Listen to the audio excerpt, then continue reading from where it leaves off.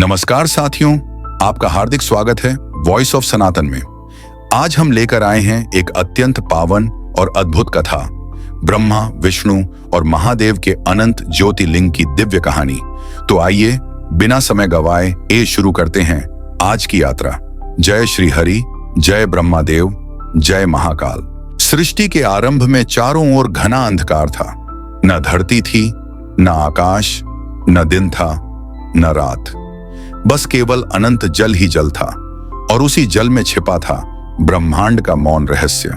इसी अनंत जल के मध्य अचानक एक दिव्य प्रकाश प्रकट हुआ और उस प्रकाश में दिखे भगवान श्री विष्णु।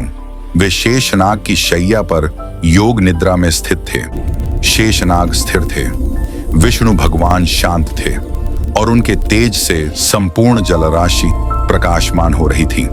कुछ ही क्षणों बाद विष्णु भगवान की नाभि से एक दिव्य कमल निकलने लगा। कमल धीरे धीरे ऊपर उठता गया और उसी कमल पर प्रकट हुए चार मुखों वाले सृष्टिकर्ता भगवान ब्रह्मा। कमल पर विराजमान ब्रह्मा जी ने चारों ओर दृष्टि दौड़ाई। जहां तक नजर जाती, ना कोई दिशा थी, ना आकाश, ना पृथ्वी, सिर्फ अनंत जल, अनंत अंधकार और वे स्वयं। ब्रह्मा जी के मन में एक प्रश्न उठने लगा, मैं कौन हूं, कहां से आया हूं और मुझे क्या करना है। वे नीचे झुककर देखते हैं तो पहली बार दृष्टि पड़ती है शेषनाग की शैया पर योग निद्रा में स्थित भगवान श्री विष्णु पर। ब्रह्मा जी आश्चर्य में पड़ जाते हैं। ये दिव्य पुरुष कौन है, इनका उद्देश्य क्या है और मैं क्यों इनसे जुड़ा हुआ प्रतीत होता हूं। अपने जन्म का रहस्य न जानते हुए ब्रह्मा जी मन ही मन चिंतन करते हैं।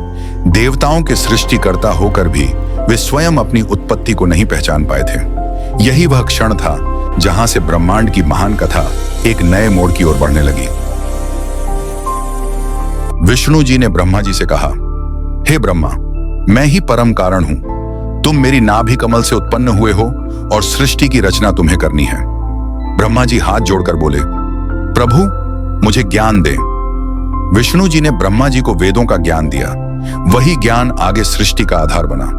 फिर ब्रह्मा जी ने रचा धरा, आकाश, अग्नि, जल, वायु, नक्षत्र, जीव और मनुष्य। जब सृष्टि पूरी हुई तभी प्रकट हुए महादेव, जो सृष्टि के संहारक और पुनः निर्माण के स्वामी हैं।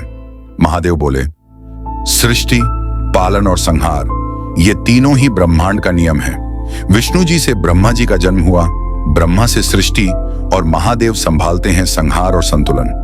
यही कारण है कि कहा जाता है ब्रह्मा रचयिता, विष्णु पालक और महेश संहारक। अगर आपको यह दिव्य सनातन कथा पसंद आई हो तो लाइक करें, शेयर करें और ऐसी ही और पवित्र कहानियों के लिए हमारे चैनल वॉइस ऑफ सनातन को सब्सक्राइब करें। तो साथियों, ये थी अनंत ज्योतिर्लिंग की अद्भुत और रहस्यमयी कथा। लेकिन कहानी यहां खत्म नहीं होती, क्योंकि इसी ज्योतिर्लिंग से जुड़ा एक और चमत्कारी अध्याय बहुत जल्द लेकर आ रहा हूं पार्ट 2 में। अगर आप जानना चाहते हैं कि कैसे महादेव ने त्रिदेवों को उनका वास्तविक स्वरूप समझाया और ब्रह्मांड की सबसे प्राचीन शक्ति का अगला रहस्य क्या है, तो अभी के अभी वॉइस ऑफ सनातन को सब्सक्राइब कर लीजिए। घंटी का बटन दबाइए ताकि पार्ट 2 की दिव्य कथा सबसे पहले आप तक पहुंचे। जय महाकाल।